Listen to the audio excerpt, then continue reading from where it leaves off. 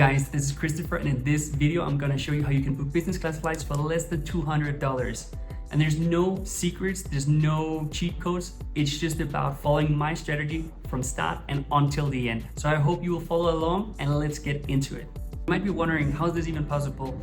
Well, the way to do it is having the right credit cards and max out on those points in the best strategic way. So we're gonna cover what credit cards to get to max out and get as many points as possible at the lowest possible price. Then also we're gonna look into how to transfer these points to the different transfer partners, to the different airlines. Also, we're gonna look at some different flights and see if we can find some that is actually at this low rate as I mentioned to you. Then we're also gonna have a look at how you can actually get additional percentages of points when you transfer, because sometimes there's promotions and then you can get even more points when you transfer from, let's say, Chase or American Express to an airline. So this is what we're gonna cover. Also, I might have some hints on the way. All right, so the first thing is the credit cards. And the 3 credit cards I've used to get these flights have been Chase Sapphire, Chase Ink, and American Express. And the way I did that is that 1.5 years ago, I got the Chase Sapphire as my first credit card. And then after that, I got the Chase Ink.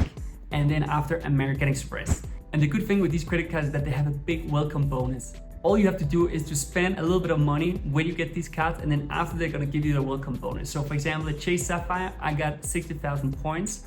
And with the Chase Ink, I got 100,000 points. And now with the American Express, I got 150,000 points. In total, 310,000 points, which has been amazing because it is possible to find business class flights for 60,000 points or even less sometimes if you're very strategic about it. And also if you use additional promo things, then you can actually get it even cheaper than that. So that has been my way to it. So what I would recommend you to do is to start getting one of these credit cards, spend the money you need to get the welcome bonus, and then you got your first chunk of points. And on top of that, you'll actually get additional points when you use these cards. But basically that is the first thing. So I'm just gonna show you here. You go here to Chase, and then you go and choose the card here. I also have a link in the description. And then you apply for this one. Of course, you will need to have some credit history, not that much. I got this after only 4 or 5 months of being in the US. You just need to show that you pay things on time, and then you can get this card. So it's really not that difficult to get. It's just about, following the system, and then you can apply and get it. The next one here is the Chase Ink. This one I got because I have my own company, but I think also you can do it even if you don't have a company. There's different ways to get this card. And as you can see here, you also get a lot of points. Sometimes these campaigns change from time to time, but you can see here that this one is also really a great offer. You can see the requirements here. Sometimes it's like 5,000 you have to spend within 3 months. Sometimes it's within 6 months, 4 months, or whatever. But basically also really a great offer here. And then also here I have the American Express, where you get even more points. There's a little bit higher requirements to how much you have to spend. You also have like an annual fee that's higher. With the Chase Sapphire and the Chase Ink, it's both $95. But with the American Express, it's $695. So it's a lot higher, but you also get a lot of other benefits that I'm not gonna get too much into in this video. But for example, you get the lounge access. All right, so that is basically the strategy with the cards, and this is how you get the cards. So the next thing I want to show you is how to transfer these points and why this is so smart, because there's a lot of credit cards out there and you can get a United Airlines credit card or whatever. But the great thing with a credit card like Chase is that they have transfer partners, which means you're not stuck to only one airline. You can actually transfer these points to the airline where you want to buy a flight from. So I'm gonna show you here how this works. You log into Chase, and then you go to the rewards section. Then you choose the travel tab up here, and then you choose transfer points to partners. And when you get here, you'll see different options. You can transfer to Air Canada, you can transfer to British Airways, to JetBlue, United, Iberia, Air France, etc. And all you do is just you click on one of these, and then you say transfer points, and then you transfer these points to their account. If you don't have an account at, let's say, Air France or Flying Blue, then you just go in, create an account, and then you have the number, and then you can transfer it to. In most cases, it takes like a few minutes to transfer these points. Can also sometimes take a day or two. It really depends on the airline. So this is basically the process of it. Then the next thing that is interesting to look at is actually if we can find a flight now. So let's say you got to Chase Sapphire, you got your 60,000 points, and now you want to see if you can book a flight with these points for a long haul flight, business class. So let's try to do that now. I'm gonna go to Air France, and I want to do a flight from, let's say, I'm gonna go here, Mexico City, and then to Denmark, just because that's my home country, but it could also have been France or Italy or Germany or whatever. Then I just took here the 18th of August, and I have here book with miles. So let me search. And then here you can see that there's some flight here with 60,000 points, which is exactly what the Chase Sapphire would give you.